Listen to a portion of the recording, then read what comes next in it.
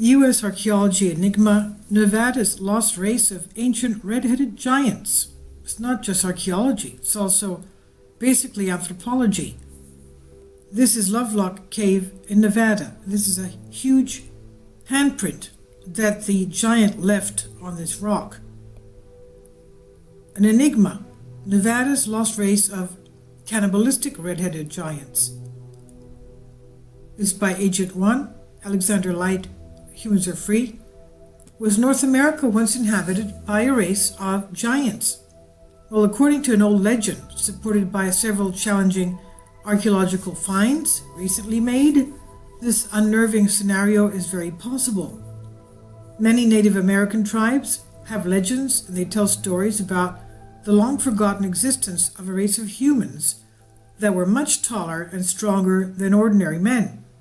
These giants are described as both brave and barbaric, and legends often mention their cruelty towards whoever they pleased. The Paiute tribe that settled in the Nevada regions thousands of years ago, the Paiute Native American Indians, have an outstanding legend about a race of red-haired giants called the Setikach. The ancestors of the Paiute describes them as savage and inhospitable cannibals. Now, I don't know if I'm pronouncing that properly. I'm reading it S-I-T-E-C-A-H. Setekah, maybe that's the way to pronounce it, Setekah. Now, in the northern Paiute language, Setekah literally means tool eaters. Legend has it that the giants came from a distant island by crossing the ocean on rafts built using the fibrous tool plant. Please support my Patreon channel since YouTube has again demonetized my YouTube channel. My Patreon channel will have 5 different videos from my YouTube channel every day. Thank you so much for your support and that you find all my content so interesting. You'll find the Patreon account details in the description box below. As odd as it may sound, this legend repeats itself over all of the Americas, suggesting it might be an incomplete chronicle of a real event that did happen long ago. In Crónicas del Perú, the Chronicles of Peru, 16th century Spanish conquistador Pedro Cieza de León recorded an ancient Peruvian tale about the origin of the South American giants. Now, according to, I guess they probably meant the Patagonia giants. According to legend, they came by sea in rafts of reeds, after the manner of large boats. Some of the men were so tall that from the knee down they were as big as the length of an ordinary fair-sized man. Now, could the giants of Peru and the Setekah have been survivors of a massive cataclysm who took refuge on the American continent? Well, let's refer to antiquity and the Emerald Tablets written by supposedly Thoth the Atlantean. He claims that before the destruction of Atlantis, there were those who fled to all areas of the world carrying with them their advanced ancient technology, building pyramids, etc. Now, legend tells us that the Setekah waged war on the Paiute and all other neighboring tribes, spreading terror and devastation. And finally, after years of conflict, the tribes united against their common enemy and began to disseminate them, that is, these tall red-haired giants.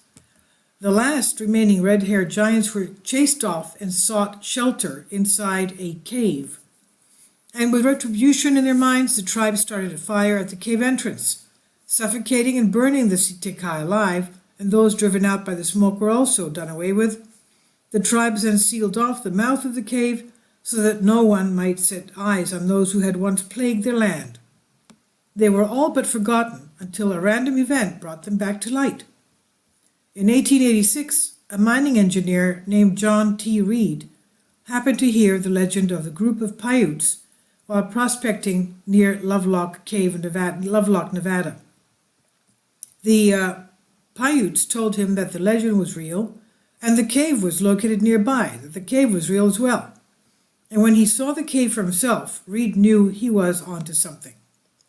Many Native American tribes tell stories about the long-forgotten existence of a race of humans that were much taller and stronger than ordinary men.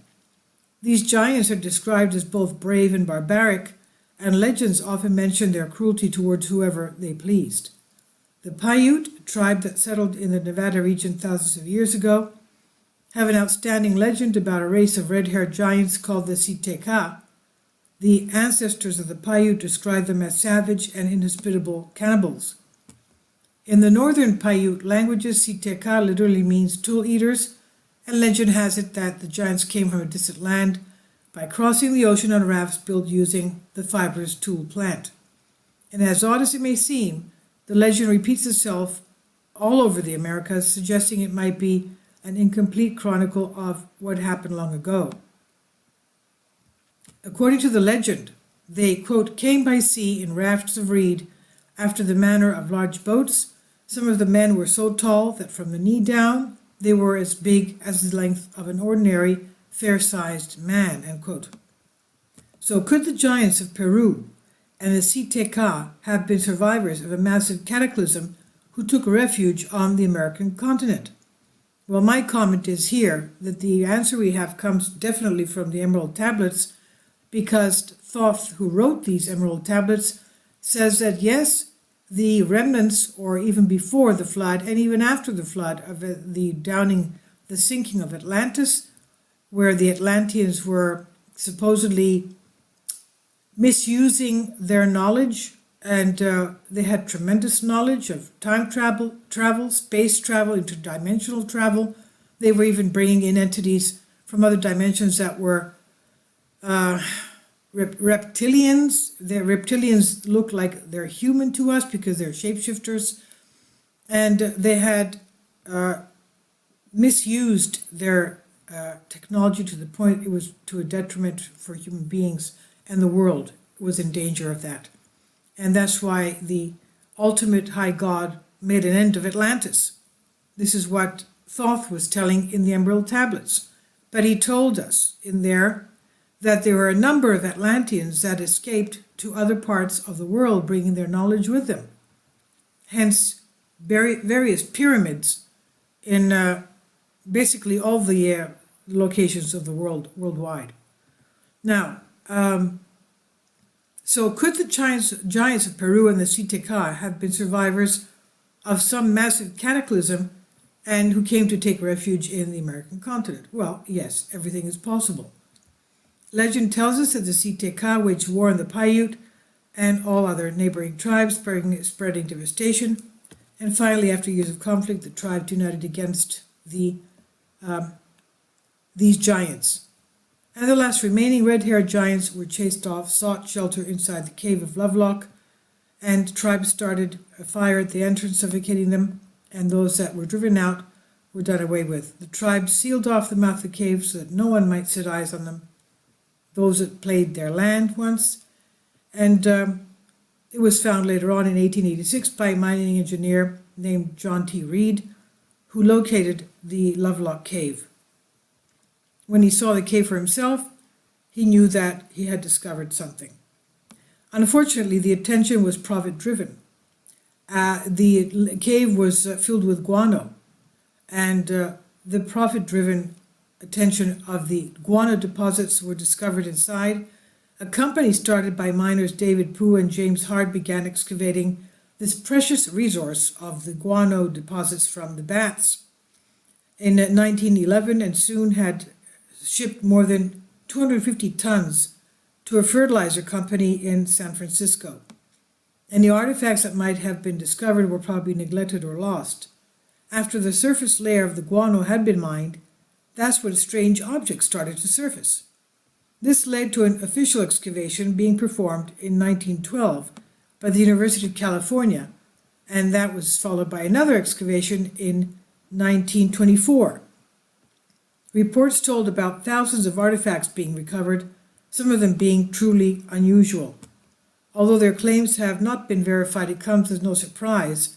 Sources said the mummified remains of several red-haired ancient giants were found buried in the cave. They were measuring between 8 and 10 feet in height. The mummies have since been referred to as the Lovelock-Giants. Another intriguing find was a pair of 15-inch long sandals that showed signs of having been woven and worn. And allegedly other unusual large items were recovered but have since been locked away in museums, warehouses, and private collections.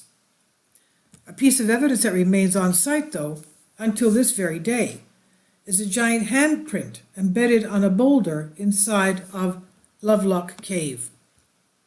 It looks as if it's been burned on.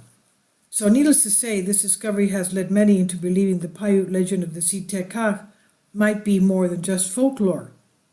Around the same time as the second Lovelock Cave excavation, another big reveal, a set of equally disturbing finds.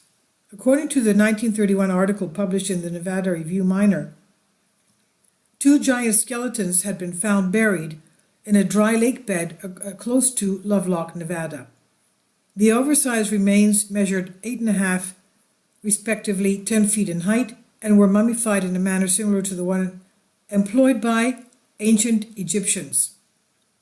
Another common trait between these mummified giants remains that, and the once discovered as far as south as Lake Titicaca in Latin America, as the presence of red hair. While some scientists believe the reddish color is a result of the interaction with the environment in which they were buried, the mummies verified the legends which described the Siteka and their kin as red-haired giants. Proponents of alternative history believe these violent giants were none other than the biblical Nephilim, the forsworn offspring of the sons of God with the daughters of men. Now, if this is true, there's little chance we might get to see any of the giant mummies. Those interested in keeping history secret will never disclose their location.